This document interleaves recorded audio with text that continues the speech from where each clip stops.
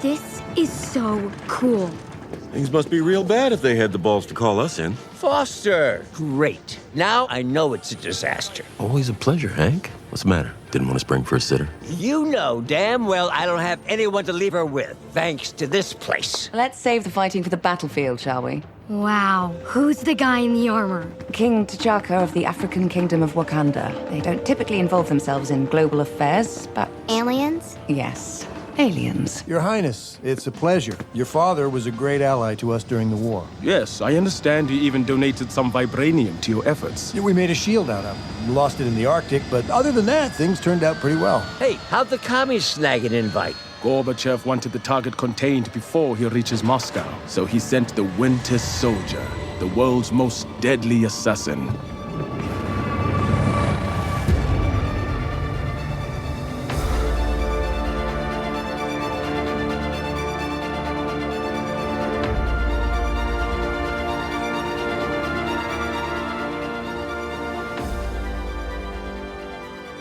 Hey, panelers, welcome back to the show. I'm Mark. And I'm Sydney. And, well, this is out on New Year's Day, so I want to wish everybody a Happy New Year's. I hope everybody had a great holidays. We haven't been on in a while. We haven't put out a podcast in a while since the last one, so I'm glad that we're back now. We're going to be covering this, and obviously, as you see on the images on Facebook and all the other promotion that we're doing for this as it comes out on the podcast, we are covering What If Season 2, like we've been wanting to for a long time. It's been a long wait. I factor in about 2 years since What If initially came out, and it's been a fun ride with everything that's going on with Marvel. We'll get into news later, too, regarding certain things that have come up on Marvel. But for now, we're just going to do, like I said, we're covering Season 2 of What If, and we're covering 2 episodes per podcast, so keep that in mind. I know the show started out over a week ago, and it's literally wrapped up the day that we're covering this. So we're doing this on December 30th, but yeah, being a person who works normally and podcasting at the same time is very, very hard to do. And I know there are people out there who are able to do it on a daily basis and get you the content that you want. So today I'm joined by Sydney. Hello. And welcome, Sydney. Thanks. So we're doing 2 episodes per podcast. So this is going to be a spoiler full. So obviously it's been out for a while. If you haven't watched the episodes, please go back, watch them, come back and listen to us. If you like to be spoiled, hang around. If you like, we'll get into our discussions. Maybe it'll change your mind for watching it if you didn't want to watch it. So with that, we're going to move right along, and we're going to go right into What If Season 2, Episode 1, What If Nebula Joined the Nova Corps?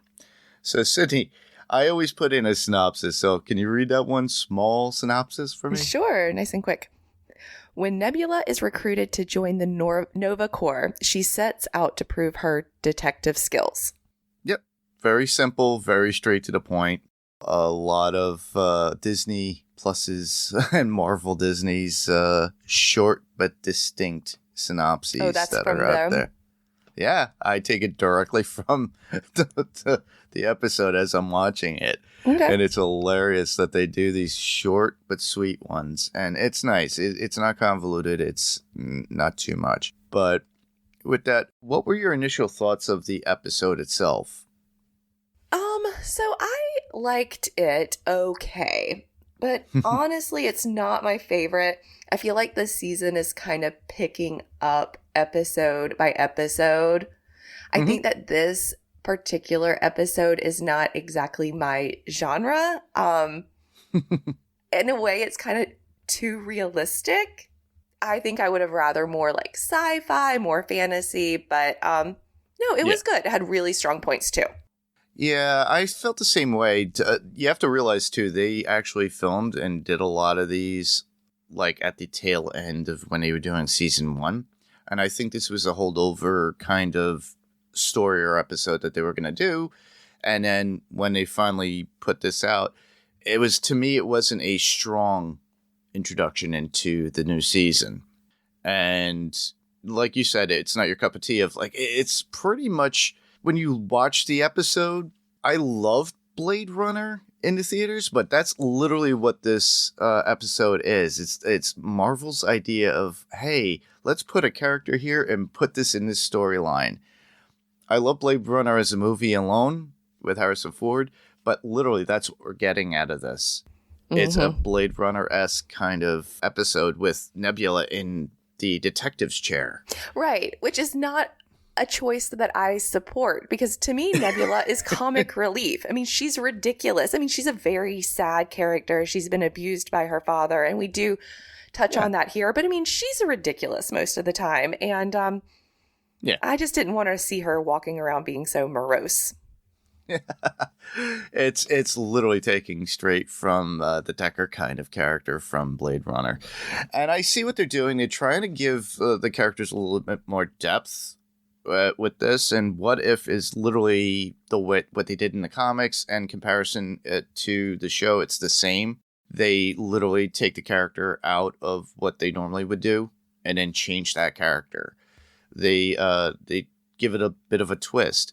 Now, the funny thing is, too, within the What If series in the comics, it became canon in comic lore. If you watched it, if you read any of those comics, they literally made it part of the Marvel universe. So some of those story arcs from What If became major players in the regular comic run. What Marvel is doing, and I see it a lot now, I've watched ahead, everybody. Yeah, sorry, I Me did. too. I'll try not to spoil too much. But I'm not going to spoil anything because these are pretty much episodically, so they're not part of a whole story completely. Yet. If you think about it. At least not these 2 early episodes, so we can kind of manage to not discuss the arc that this season is trying to give us. Yeah, they did that with season 1 with the Watcher and everything else that was going on with that, and with Strange and all these events that were going on, especially with Ultron and everything else that was going on in season 1. What they did with these key specific episodes for this season, it seems,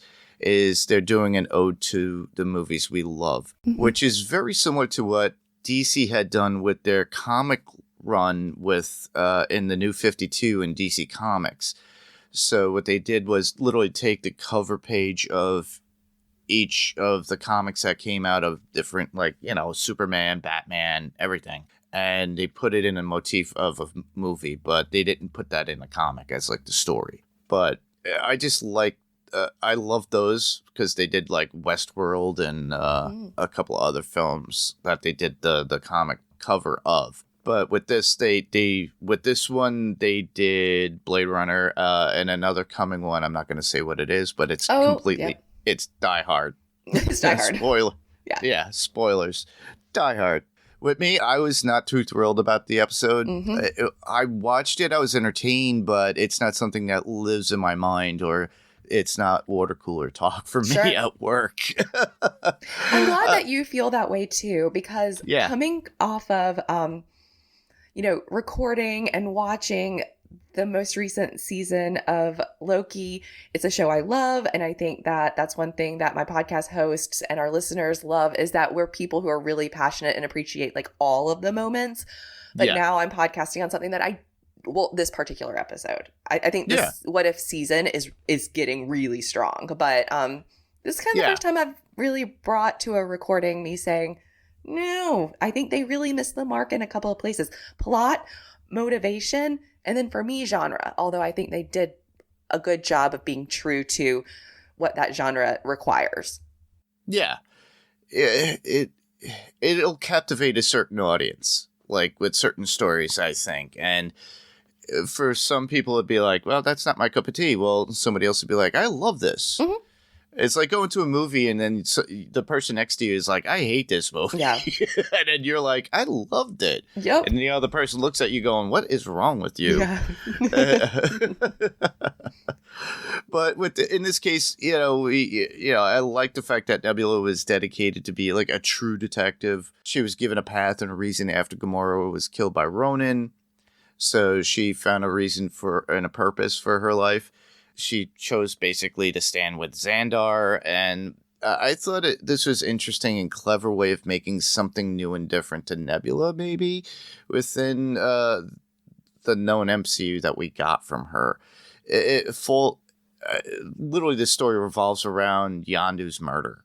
Or it starts off at that point, which kind of leads to her further investigation. And obviously, like you said, Sydney, it's a different Nebula, in my opinion. Did you like the narrative within the show by Nebula herself, how she's doing that first-person detective talk as she's going through the story? Oh, No, this is where we found I think it was him. probably a little dry, and there was just a little bit monotone, and I was kind of bored with that.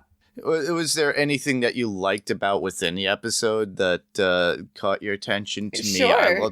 I honestly love the fact that we got more Howard the Duck. Exactly. The whole comic relief of that team. I mean, they were hilarious. Remember when they just kind of stood there to look cool? We had Korg and who else was in that group? It was just from my remembering, it was Howard, Korg, and there was somebody else. Groot was there. Oh, that's right. Without Rocket. So, I mean, I have more questions than I do answers about this episode. I want to go back and talk about the questions I have about how Nebula got to where she is, because those are major plot issues for me. But yeah, no, the comic relief of Groot and Howard and Korg. And then there's another guy who is a character I'm not familiar with. He kind of didn't seem to have much of a head. And he kind of was the one who was chopping the fish, and he was maybe a bartender. Any clue who that guy was? Okay. Well, I don't recall. I've only watched the episode twice, unfortunately. And I just was not really, like you said, we were kind of taken out of it because it wasn't our thing. And I looked at it, I was like, okay. And I watched it again and it let things fly. The only thing that appealed to me was basically Korg being Korg. He didn't, Right. He was still his typical Taika Waititi himself. We got Howard. With Howard, the only thing I have notated with him was the fact that we got his quack in it.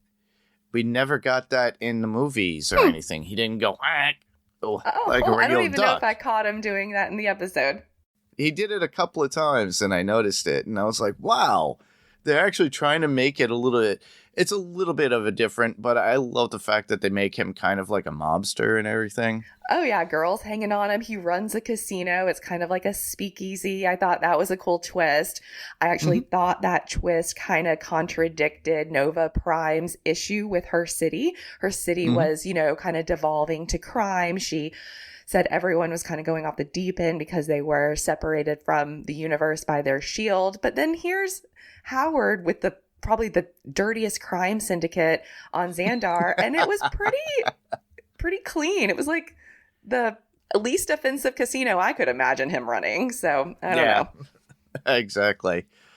I love the fact that at the very end it boils down to the truth that Xandar is going to break out Ronan to take over the universe. Literally, that's what the whole story and plot is. Yeah, if they open up the shield, then the people of Xandar will be happier and less criminal, and Ronan would allow Nova Prime to continue running the city. But there was a scene on my second watch that I thought clarified her intention, because Nova Prime's intentions are ridiculous. Ronan will kill everybody, and I didn't really see indication that her town was devolving, her planet was devolving into criminal behavior. But there's a scene where Nebula's walking through the streets of Xandar, and there are all of these protests, and the protesters are saying, free us, free Xandar, something like that. So actually, I think what the issue is that the people of Xandar are tired of Nova Prime's rule, not sure what she's doing wrong, and the only way she's going to be able to maintain control is to allow even stronger dictator to come in and restore her power. But Ronan's not going to do that. Ronan's going to kill all of them. The only thing Ronan has ever wanted in the history of the MCU is to kill the Xandarians. And so that's what's next for them. Well, and never mind. Yeah. Ronan was killed, so I guess he's no longer that threat. My bad. Yeah, it really took me out of it, the story itself. Now, normally, if you listen to me and when we cover these episodes, that's why I'm glad I'm doing 2 at a time, because it's either hit or miss with certain episodes. I'm glad that at least on the second one, I really did enjoy it. But yeah, it's weird. The one key thing that was a good takeaway from it that I liked is like the group where you see Nebula with Howard, Korg, and everybody else. They have to deal with the like as a team. We get to see her with Yondu's Mohawk, which I enjoyed, and using his little spear that he used to whistle and use as a weapon. And the fact that we also get Jude Law as Jan Rog from Captain Marvel too. That one was a weird placement for me for 2 reasons. One is, I thought that What If was pretty good in season 1 on changing maybe one plot point and seeing how that, rippled through and affected the rest of the universe. And so maybe if I think very hard, I could figure out why Ronan defeating Thanos could maybe end up with Jan Rog in prison on Xandar, but that was a stretch for me because he'd never been in prison there before. But then also Nebula making a decision that he is the only person she can turn to for help with accessing the SHIELD, database or whatever. I mean, he wants, like Ronan, only to destroy Xandar, so of course he's going to backstab her, but then we find out that she was cool with that, so it got a little muddled. In 30 minutes for that many twists, I don't know if that worked. Yeah, it didn't work for me. This is one of those that you could just bypass everybody if you don't like what you're hearing, or if it doesn't appeal to you. A lot of people would like it. A lot of people like to see those characters in those in that world or in that way, in that kind of story. It's worth it for Korg. I think just watching the episode for Korg, because, sorry, spoiler, we're going to see Korg again this season. I won't say anything else about it, but it's kind of fun to have him coming back with this comedy. I mean, he's really strong. And I will not argue the point that typically I would. Okay, so Korg is the individual in this episode who reads realizes that the SHIELD codes are on the Yondu Arrow jump drive. And he's not the smartest guy, right? Like, since when can he do that? But that was hilarious, and I will forgive that's not in line with his character. It was funny. Well, it's funny too, because usually that's the comic relief pointing out the obvious. If you think about it. So it's nice when they do stuff like that in certain storytelling out there. I think one other reason to watch this episode, if you really did start debating whether or not you wanted to, is because it's sort of fun to debate with people, with yourself, whether or not you think that Ronan could ever defeat Thanos. And I felt so strongly on the side of Ronan could not. But that's how this episode starts out. Ronan took power. And I want to ask you, Kirk, Mark, damn it, I podcast with Kirk a bunch. I know. Yeah, and your last name is Kirkman. It's just to challenge me further. Right. So, Mark Kirk. Mark, do you think that when Ronan defeated Thanos, he did that with or without the Power Stone? Because this whole setup is coming straight out of Guardians of the Galaxy 1, where correct, Ronan was supposed to obtain the Power Stone, which is the orb, and that's from Xandar, give it to Thanos. Thanos was then going to, in repayment, destroy Xandar. For just because Ronan's a jerk and wants to kill everybody there. So in this case, I have to imagine that Ronan beat Thanos without that Power Stone, which is completely impossible. Ronan's not strong enough to defeat him without an Infinity Stone. But the reason I say that Ronan never got that Infinity Stone is because we see him attacking Xandar twice. Once before they put the shield up in the historical backflash. And then two, when they open the shield. And at none of those points did Ronan do anything other than attack like militarily without, you know, if he had had a stone, this would have gone a lot quicker. They would have never been able to develop shield technology and get that in place. So Yeah. I agree.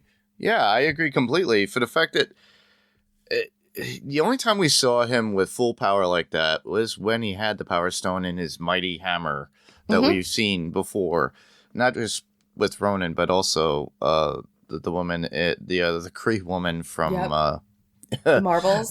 And the Marvels. She didn't have that stone, though, did she? No, she didn't have a stone. She just had that purple and she had the hammer. That's it. I call it the female Ronan. Yeah. That's what I always looked at her as. But no, I it's kind of hard to believe. I don't believe it that he would be able to kill Thanos in any way. And, you know, because Thanos himself was a lot stronger, a lot bigger. I don't believe that. So, but yeah, there's some things that, I guess you got to suspend your disbelief at times because it is another story. But, you know, to me, I after finish watching it twice, I'm like, am I going to watch this again? Probably not. I'll probably go to my best of season 2, in my opinion. Exactly. It gets way better. Yeah. So with that, I'll move on to... Well, the only thing I got is one quote. That would be the rock, paper, scissors with Korg, Meep, and Howard the Duck. I think you were talking about Meep, the thing that was cutting the things. Meep. Thank you. Yeah, there you go. I had to write the name, so I just had it notated. But he goes, they're playing rock, paper, scissors, and of course Korg plays. He goes, paper, because it's made of rock. Different now. I was like, okay. I thought it was cute. Yep. But that was all I got out of that. So I think we pretty much covered the episode as it was, or what we thought. But you tell us what you think, everybody. You let us know what your thoughts are on the episode, because a lot of people out there are different. Everybody has good points, and if you want to, like I said, feedback is the best way. So let us know. Obviously, we didn't get much of anything because I did post this a while ago and I didn't do a follow-up. So sorry there. But you have time still because we're going to be covering the rest of the season. So with that, we'll move right into What If Season 2, Episode 2. What if Peter Quill attacked Earth's mightiest heroes?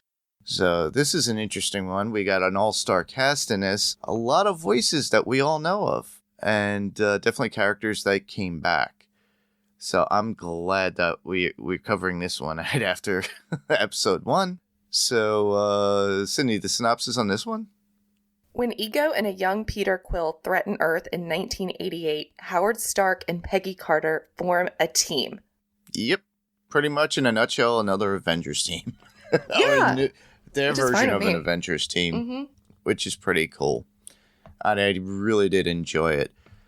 What were your thoughts on this one? Now, obviously, they're going to be completely different than what the first episode was. For sure. Okay, so I loved it. You piqued my curiosity. I don't have a list of the voice actors, but you just said a lot of people return. Can you tell me a little bit about that? Like, so we had Ego back. He was voicing his character. Peggy Carter was voicing. Okay. Kurt Russell, Haley Atwell, Hank Pym was Michael Douglas. Okay. Obviously, we don't have Chris Pratt as Peter Quill because he's a kid. I know. That's why I was like, is it him? No. What about Thor? But Thor was Chris Hemsworth. Good. So it's nice when they actually get them back to do their voices for the characters that they portray. And I really do enjoy that. Mm-hmm. And I just love the character. The team itself is completely different. So obviously, listeners, we said spoilers. So it's an Avengers team, but this is a completely different team. We have Ant-Man. We also get Goliath, which is, I believe, I didn't really look into it, if it was Lawrence Fishburne's voice. Actually, yeah. I remember seeing that on an internet thing. So yeah, he was him.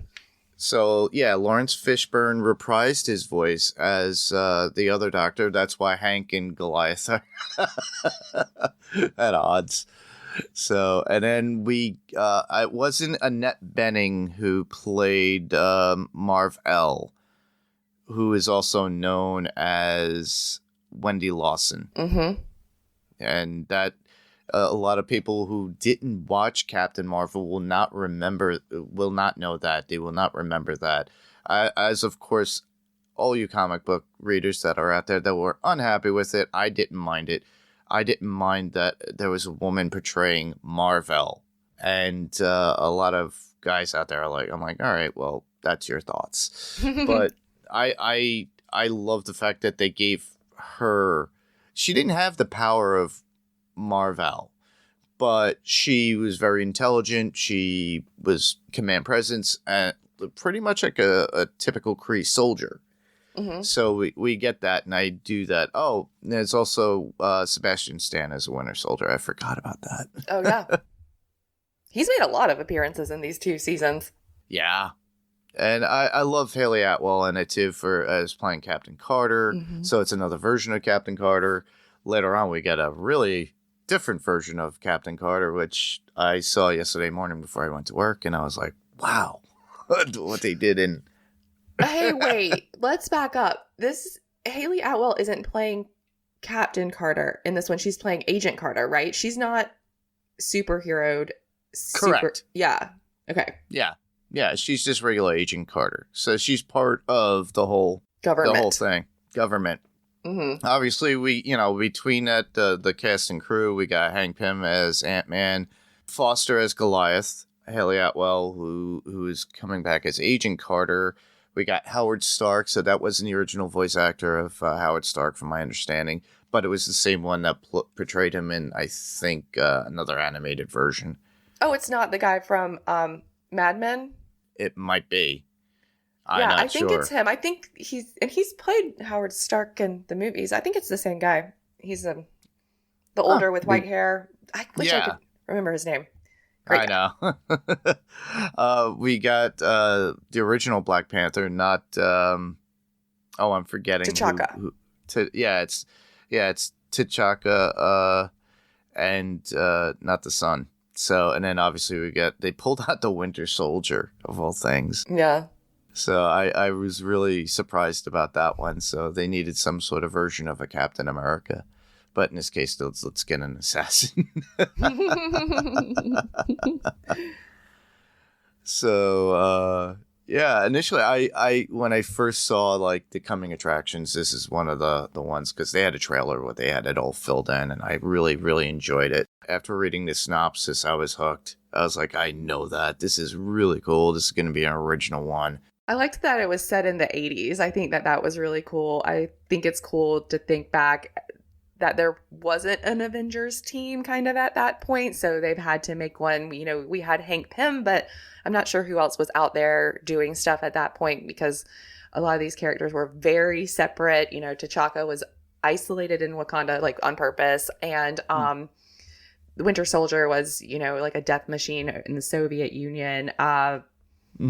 But yeah, bringing them together for the first time, I thought that was really cool. I really, really liked that we had 2 kids in this. I thought that the interaction between them was just wonderful. I really appreciated seeing Peter Quill, who is one of my very favorite characters in the MCU. I love Star-Lord so much. I love the Guardians. But seeing him as a kid was awesome. I mean, he was really cute. Like, he was out there destroying stuff with his cosmic radiation, but then he really wanted the stuffed animal at the carnival. So he destroys everything, but he telekinetically brings this one stuffed animal to him, and then he carries it around, rides with it or something. But that's sweet, because I have a kid about that age. You know, my son is about that age. So really sweet. And then seeing him interacting with Hope. I don't always love Hope. I love Lost, but I don't actually love Evangeline Lilly. She's just not an actress I'm You're not a huge fan. I'm not a huge fan of her. Okay. So as far as Wasp, like I've never been a huge fan, but I liked the kid version of her. I thought Hope was really cute. I really enjoyed the whole Walkman thing. Of course, like I'm their age, so I had a Walkman at their age. I would have definitely shared it with my little friends. Sweet stuff. Yeah, it was a sweet story. It's funny too because you would think of it more as like they're gonna fall in love as kids, and no, it's not really like They're that like brother in any and way. sister now, because I think Yeah. that Hank has adopted Peter at the end of very this, which I end. guess he's not going to be Star-Lord like at all. Nope, He's still going to nope. be Power. Wait, so if his dad Ego dies, like does Mm-hmm. he? But Ego's not dead at the end either. So is Peter still very powerful? He's still like a Celestial. No. Nope. Okay. No. I forget what happened. Just like in the original Guardians of the Galaxy 2, when Mhm. Ego died, the power that Peter had acquired by being around his father and he had that same power for the fact that he was in contact with him. He doesn't have that anymore. Mm-hmm. So it's the same thing. He's just a regular guy. So Well, I think we have to ask whether or not. I mean, I know I just talked circles around it, but I was trying to figure that piece out. Ego, Mhm. I don't even think is dead at the end of this because there's some sentence. I don't know if it was Nick Fury. Actually, Nick Fury wasn't in this. I think I wrote down I thought he should be in this. But they Yeah. said that they destroyed his celestial body. No, his corporal body. But that they needed to go corporeal. through the Yeah. universe and destroy his celestial body. So there's more like storyline, I guess, that so follows he's still this. around. That's He's still what around because I he still has get. his seedlings all over the place. Yeah. So he and- still yeah. could grow. All right, so basically the threat wasn't completely gone. Right. So it's a possibility that that Peter could still have the powers from his father, who is Ego. yeah, they so say they could that easily. the ego planet is still there. They have to go destroy it. And so I think that's why at the end, Hank Pym says, we're kind of a team here. And that's their next mission is to go there and do it, which I guess is pretty good that they've got Marvel, because I think at this point in time, none of the Avenger, Shield, whatever, have much of a space presence. Yeah. So it's good they got her. Yeah, they got Marvel, who is Wendy Lawson, but she doesn't have the power, but she has the equipment. Why doesn't she have the power? I didn't realize that. What's going on with her? You have to realize the power came from the Power Stone or whatever stone. I forget which Infinity Stone that blew up in front of Carol Danvers. That didn't ever happen to Wendy Lawson. Gotcha. So we never got like a whole backstory of how she got involved with the group and crew. If you look at her, she doesn't have any superpowers in any Didn't real realize way. that. I guess she was just driving a jet around. Correct. Yeah. Mhm. So she was a Okay. Kree soldier. That was it, in my Got opinion. it. Yeah. That from what I got at it, and I really like that. So they kind of normalized it because if you look at the original lineup of the Avengers, Widow didn't have superpowers. Right. Neither did Hawkeye. Hawkeye had just so you had two people on the crew that didn't really have any powers. Ant-Man was pretty much your Iron Man in this one. Mm-hmm. Goliath was literally the Hulk of the crew. Yeah. And Fair. and then Winter Soldier was more of like the Captain America. Yeah. So there's like a kind of a positioning of how they did it with the Avengers point of view, if you look at it that way. I liked it, and I really did enjoy it. Like I said, I just like getting those familiar voices and them working together. And like you said, the 80s thing, the music is in there too. It's like reflective of the era, and I Okay, just I love didn't that. know this song that she was playing on her Walkman, and I didn't know if that's because I just like have that missing piece of information from the 80s. I missed that song, or if it was an original piece for this. Do you know it? I've heard the song before, Okay. and I know it's from the 80s, but It was I poppy. It was catchy. Like, Yeah. maybe I'll get Spotify to play it for me later. Yeah, I remembered hearing it before. So it oddly enough, I had my Spotify on yesterday for an 80s mix, Mhm. and there was a song on there, and I'm like, I don't remember this song at all. Why is this on here? Just high during the 80s. You miss things, you know? No, just kidding. I wasn't high at all. That was one thing, but I was never into popular music at that time too. I didn't really listen to everything that was on the radio. I was like typical metalhead back in that day and had long hair. Yeah. But not in the middle 80s, but by the end towards the 90s I had hair and long hair. But I kind of looked like the Winter Soldier with his hair. That's awesome. Because he looks great in all of these episodes. I asked my co-hosts from Loki, I was like, does it make me a pervert to like the Winter Bad guy? Soldier cartoon? And they're like, no, it's okay. You're allowed to think a cartoon's hot. I was like, thanks. Well, actually, yeah, if you think about it, the animated version of the Winter Soldier, I think, is better, and this is not a smack to the head to Sebastian Stan. I really do like Sebastian Stan. He's a handsome dude, but I'm like, I do like the look on this one. Yeah, I don't think hair in real life can look as good as his hair in this show. And then he's like super buff. I liked his storyline in this, just to get off of us like. Going on about how hot he is, but he always needs to be like revived from his brainwashing from the Soviets. And so I like that. It seems so difficult because he's so deep inside, like maybe there's a trace of good guy. It takes a lot of effort on like the part of the characters that surround him, but they typically break through. So they did that, kind of broke him of his assassin mentality. Yeah.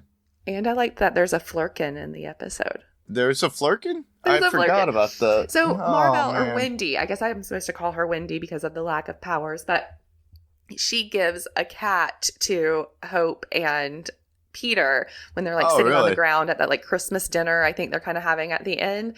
And like Goose is orange and this was an orange cat. Like why would she be giving anyone a cat unless it was like Goose or a Flurkin? Yeah, like this one. Yeah, cute. So this was the, what I'm showing Sydney is they have the popcorn bucket holder and the sippy drink. Oh. The sippy drink is literally Goose on this where one. did you get that?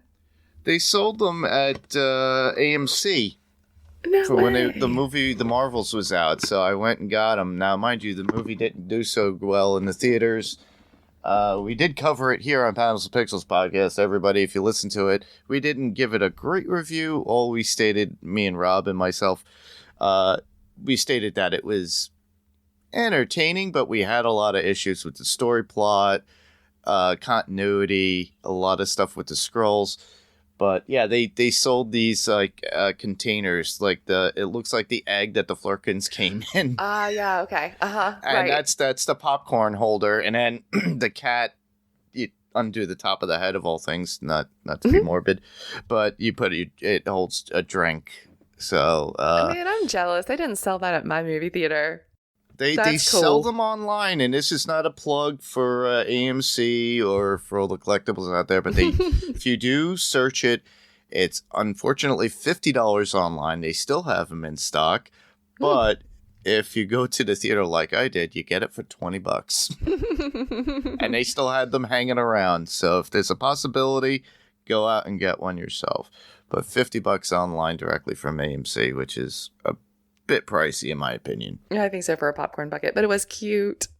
Yeah, it's cute. I liked the Marvels okay. I thought it was a happy little movie to watch over Thanksgiving break with family. And unlike episode 1 of What If this season, which was way too complicated for 30 minutes, at least they just like went through the plot of the Marvels in a straightforward fashion, and I wasn't left wondering at any point. So those were the upsides for me. Well, that's what I like. The fact is that you could actually follow the Marvels, and it was very entertaining in comparison to that movie and to the first episode of What If. I would say, yeah, I prefer the Marvels over the first episode of What If, in my opinion. Yep. Sorry, Disney. Sorry, Marvel. Didn't mean to say it, but I did. We don't get any screeners or anything from them, so it's okay. Yeah.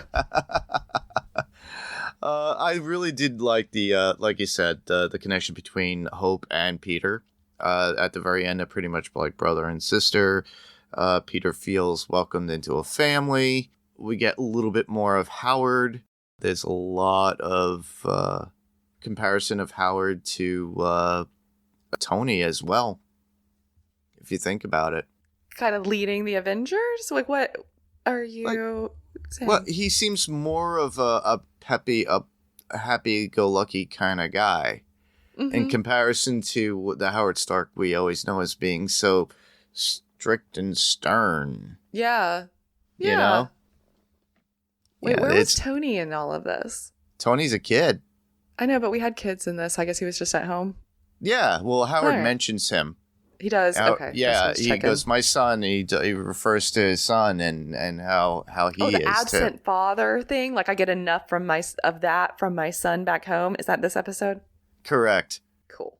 And that's the actually the caveats to how Tony refers to his father as well throughout the whole series, the whole MCU run.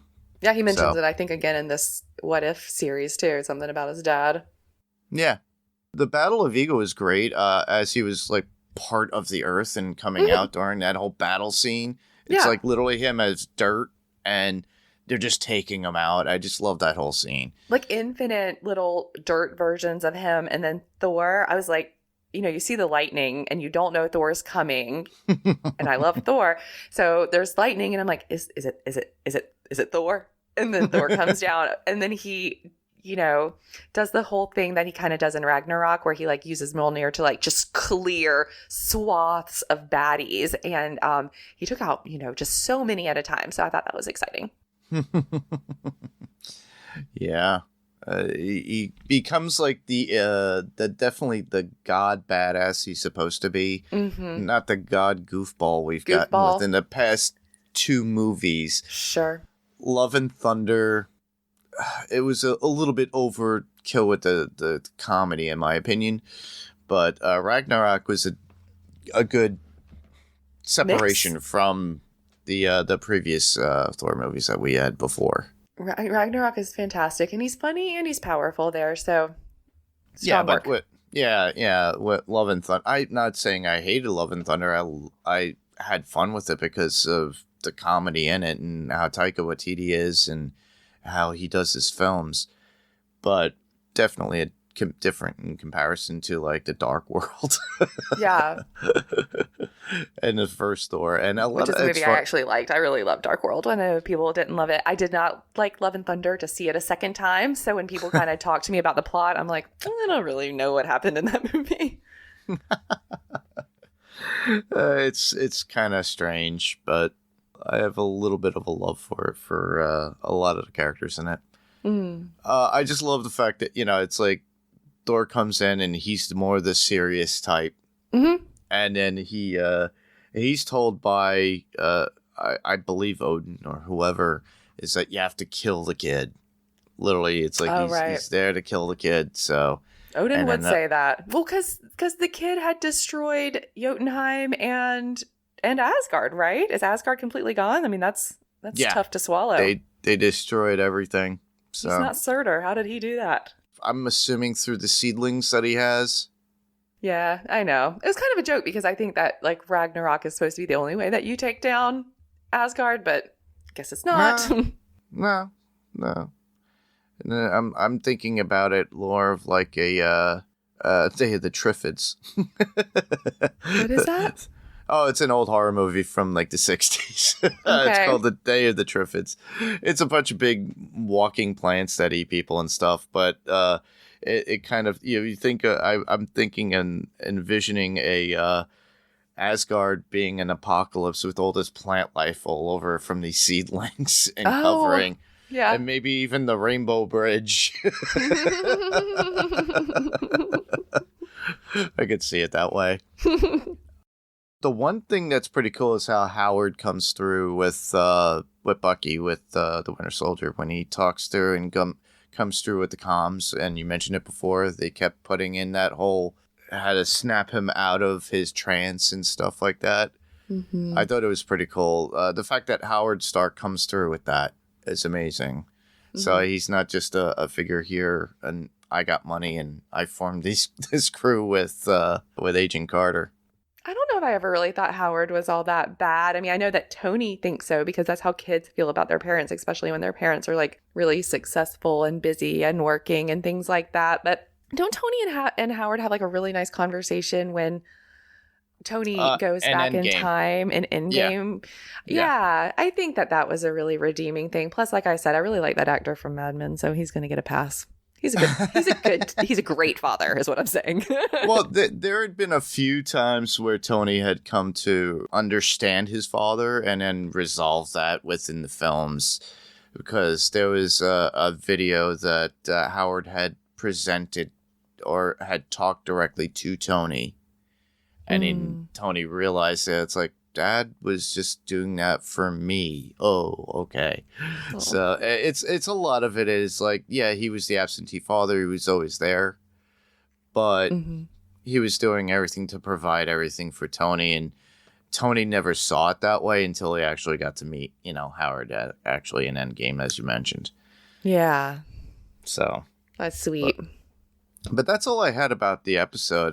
Like I said, there's a lot of the amusement park battle was pretty cool, and I enjoyed that. Definitely the end battle with when Thor shows up and that whole army of walking dirt men. And then, of course, they have the huge statue of Ego that comes up. The big, huge Ego that shows up at the very end that they take out. I really do like this episode, and I look forward to covering the rest of them that they have. Like I said, this is not the only different version of an Avengers that we're going to get in this season. So keep watching. I'm sure a lot of you are like me. Oh, they're out every day. I'm 2 behind right now. So I have, actually the last one comes out today. So technically now I'm 3 behind, but I'm 2 behind as well. I had work yesterday. I've been working. A lot of you listeners know I do home theater installations for large retail chain. I during the holiday seasons it gets busy. That's why I would in no way been able to do an episode a day. Now I'll leave that to TV podcast industry, so Derek and John could handle that easily because Well, that's what Who's Watching the Watchers, the Podcastica one with Kirk and Lenny. They're doing. I think they're recording today on 7 and 8, and then they'll record in 2 days on 9. So they're wrapping up the entire thing like in a week. But as a fan of Panels to Pixels, when are you guys covering 3 and 4 so I can listen? 3 and 4 will probably do this coming week. So this episode obviously lands on New Year's Day. So within Happy the New first Year's, week, everybody. Yep. Happy New Year's. But we'll be covering that. So obviously, soon as this drops, everybody, as you're listening now, I'll be putting out their promo for you sending in feedback for when we're covering it. So I'm not sure who's coming on. I have to ask Steve if he's coming back to hang around and have fun. Maybe Rob will be on, maybe Frank. Who knows? Whoever chooses to jump in and say, hey, I want to talk about this. Well, there's pretty good episodes, so I think you'll have some people excited to talk about them. Yeah. It's and for some people, they don't like to go back to episodes after they've got. It's like, I wanted to do it at the time when it came out, or kind of like with a film. But we do things a little later, but we still have fun, and that's the whole point. Plus, a lot of people, it's like when we were doing Sandman and Sandman Cast, the episodes, with Netflix, they drop everything. And just like with Rima and Paik when they do Stranger Things on Podcastica, when it comes out on Netflix, a lot of people just, they don't want to watch it week by week. They want to do that. So, but overall, I really did enjoy this episode. So I have no real notes other than what we discussed. Actually, I was looking back at mine, and I don't know what you would call this, a note or whatever, but I was watching something. I thought it was interesting. I want to share. It's about her name's Karen Gillan, right? Who plays Nebula? Karen Gillan. Yep. Okay. That a lot of people tried out for that role initially, And that when she came in to play Nebula, she brought a certain cyberpunk element, which they really liked. So they hired her and incorporated that into the Nebula character. And then another thing, she was talking about this character. She said that they decided that she would sound something like in between Clint Eastwood and Marilyn Monroe. And a real whispery voice is kind of what it was supposed to be. And I think that really was evident here that that's what she was playing. So sorry to stick that in so randomly right here at the end, but I like that. That's fine. That's fine. That works out. Go figure too. I'm a Doctor Who fan, so I remembered Karen Gillan from the 11th Doctor's run. She was the companion for Matt Smith's Doctor Who, and I remember her from that. So who'd have thought that Amy Pond would be a Nebula? Now, mind you, a big difference of Nebula in comparison to the comic version. But what she brought to the role, and I just loved her. I just love her comedic timing too. So like you said, that was something that was lacking within the episode. I think so.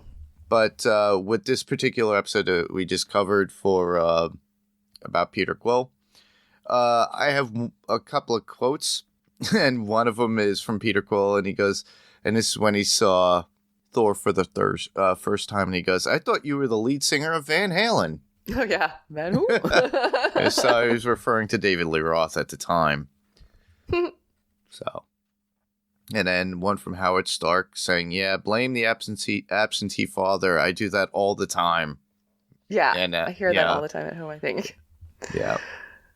And then the last one I would have be Howard Stark saying, 50 years later, and Captain America is still saving my ass. So it's a reference to Steve Rogers in this, which, and that's after his talk with Bucky on the comms, because he was referencing Steve. So, but I just loved that.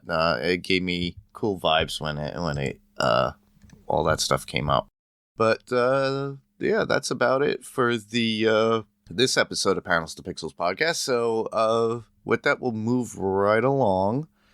And well, where can listeners find you? So, Sydney, obviously, you and I know each other through Podcastica. Mm-hmm. I've been a Patreon's member for I'm gonna say about 8 years now. And you fairly new. You jumped in. I've had Jason on here. I've had a lot of people from Podcastica on here. I actually, a lot of what I like to say is this is like the stepping stone to podcasting. So a lot of people came here first to get their feet wet. And then you came out of the blue and you're on the Loki cast on Podcastica.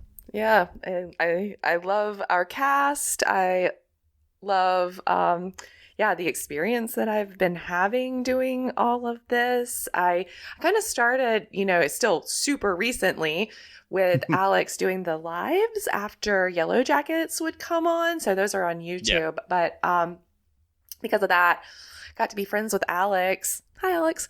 And then we put together the Lokiverse podcast and invited Kirk to join us, Kirk Manley. And the three of us, we just covered season 1. Well, we did like a rewatch, and then we, covered week to week season 2. And then at the end of all of that, we obviously loved the season. We loved Loki's arc. Then we did an episode of the Marvels, just to kind of wrap up what we had put together for Loki. That was the most recent thing that we released. Actually, I recorded with, so Kirk and Lenny are also doing a What If podcast, and I recorded with them the other day, so that should be out soon. It's on different episodes that I covered with you, Mark, and I didn't give any opinions to them about episodes 1 and 2. I saved them all for here, but we covered 5 and 6 over there, which are extremely excellent episodes of this season. Yeah. So check out our coverage. Should be out pretty soon. And awesome. Now we're just kind of talking about what we want to cover in the future. Like I love Marvel and I want to see us stay together and continue talking about that. But there's just not like a Marvel product that I'm aching to discuss coming up because it's Echo. Echo is next, and it's like a shoot 'em up, but bang bang kind of thing. Yeah, And, it takes after what Daredevil was doing at one point, and they're just following through with that, and Hawkeye.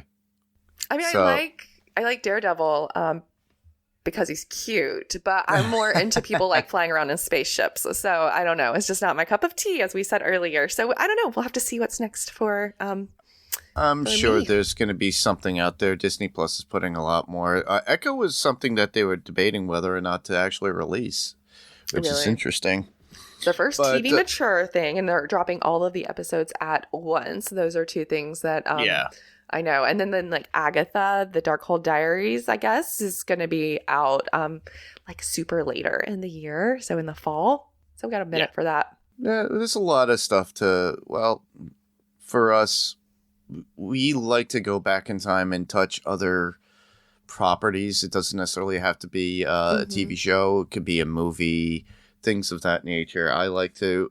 Actually, we were supposed to record. Things got in the way with scheduling, so Rob and I were supposed to cover a movie called The Losers. And that is still up to being recorded, everybody, so you still have time to send in feedback. But The Losers was based on a comic book run that lasted about 28 issues. And it's not your typical comic. It's about, like, think of the A-Team, but with a different set of people. And they're stuck in, I'm thinking Mexico, but you have Zoe Saldana in it. You got Jeffrey Dean Morgan. You got Chris Evans. Wow. Yeah. So, it came out in 2010. Didn't do very well in the theaters or anything. It's got a Cult terrible following? score. Not a cult following, but dang. I actually did like it. I remember seeing it, and I mentioned it to somebody, and they were just like, wow, I got to watch that. Yeah, It's right? like- and they said it was actually pretty good, but it didn't make any money. So obviously it is one of those movies that just fell through the cracks. But we like to do those kind of movies. But for everybody that wants to hear more of Sydney, we like to give it a plug, and it's a good shout out to Podcastica. All you have to do is go to podcastica.com and then check out all the different podcasts that are on there. We do enjoy everybody's that are out there. Like she mentioned, you have Yellow Jackets WTF. When Yellow Jackets is out, she was on that. Or did the live streams on that, and then she was on. You were on It's Loki vs. Lokiverse. Paz. That's the name of our Loki coverage. And then, like I said, this week it was Who's Watching the Watchers is the name of the What If coverage over there. Yeah, and then you could hear Jason on. They're doing a rewatch of The Walking Dead, so they're covering episodically from season 1 on. Again, him and Lucy. They were doing Squid Games at one point. Yeah, too. there's Squid Games like the last season they covered, but they also were covering, I guess there's like a live action kind of game show called The Challenge. I haven't seen it, but they were I did. covering that. Yep. And then Podcastica's covering Monarch, I guess. I don't know if that show's over. I'm also not watching it. But if anyone's like you just said, Mark, it's about going back in time. I'm listening to them cover Legion because that's what I've been watching over Christmas. Yeah, you Classic. need that podcast actually to get through Legion, in my opinion. Yeah, it is a huge help. I think I need to catch up on the podcast because where I'm at in the episodes, I'm like, I literally have no idea what's happening. No idea what's happening. So gotta catch up. So that's where you listeners could hear Sydney. Like I said, check out all the other podcasts on podcastica.com. Where else can you listeners hear me? You could also hear me on Adrenaline Cinema Podcast. We haven't put out anything yet, but in a while. Obviously, Losers is going to be put on there as well because it's an action film as well as a comic-based film. So I'm doing a dual podcast with that. So it's just being released on both platforms. So Panels to Pixel Podcast and Adrenaline Cinema Podcast, but we'll be covering other films that we have on the list, so look out for those particular movies when they are advertised. You could also hear me on Fantasy Picks Movie Edition with Rob, Frank, and Adam, and we do our Football League picks of movies of different genres, things of that nature, or how to fix or repair a movie that was terrible and didn't do well in the box office. That sounds fun. So we like doing that. So you can check us out there on Fantasy Picks Movie Edition. It can be found on any podcast player of choice. And of course, Sydney mentioned the Monarch coverage that we have. It's a dual partnership between Wilhelm and Podcastica. So I'm covering that with Ben I didn't Beck. know it was you. I feel silly trying to introduce a podcast that you're on. I just haven't watched or listened. So yeah, I'm obviously out of the know. No, it's all right. It's not a problem. But you can check me out there. If you're not into Godzilla, and apparently Sydney's not into it as much. It's my thing. I like that stuff. But also people that like big monster movies is also Paige and Daphne on Run for Your Lives. So you can check them out as well on the Podcast Network. But with that, we're going to move right along into sending some feedback, because we will need some feedback for next episode, because we are covering What If Season 2, Episodes 3 and 4. So to submit your feedback, all you have to do is go to our Facebook page, facebook.com/panels2pixels. I'm going to be putting promotion in there, an image of what we're covering, probably taken straight from the What If episode. All you have to do is leave your comments below the image, and we'll read them on the actual podcast. We also are on Instagram, it's going to be the same post because they're linked. So we can be found on Instagram at Panels to Pixels Podcast. So check that out, follow us, subscribe, all that good stuff, which is also something that you have to do on YouTube, which we could also be heard on as well. But you have to search for Panels to Pixels Podcast. And I say this emphatically because everybody sends me information for Josh. Josh does Panels to Pixels. Oh, and Josh is located in England, everybody. So I'm not Josh. I don't have the pretty hair and the fancy accent. So I love Josh and his coverage. He covers a lot of cool things. So here's a cool plug for Josh on Panels to Pixels. But we are Panels to Pixels Podcast. Subscribe, like, and then hit the bell to follow us. Literally, it's the same podcast. It's the podcast just put on YouTube. So do that, and you could hear us there. Or in the event that I do get another interview, like I've had everybody from a lot of people from Clerks on here Cool. with the past year. So we've had Comic Book Men, that we had Kevin Smith. We've had a lot of people. So so you could check that out. But the best thing you could do for us is tell a friend. And when they ask where they could hear us, well, we could be heard on Spotify, Google Play, Apple Podcasts, or whatever podcast player of choice. Just tell a friend and get the word out about us. If you feel the need and you don't want us to send any feedback through Facebook or Instagram, you could just email us, panelstopixels1@gmail.com. That's panels spelled out, 2 is spelled out T-O, pixels, and the number 1@gmail.com. And you could just write out a regular texted email. Or if you feel fancy, you could just record your voice and just add it in as an attachment, and you become part of the podcast. We'll play it live on the actual podcast.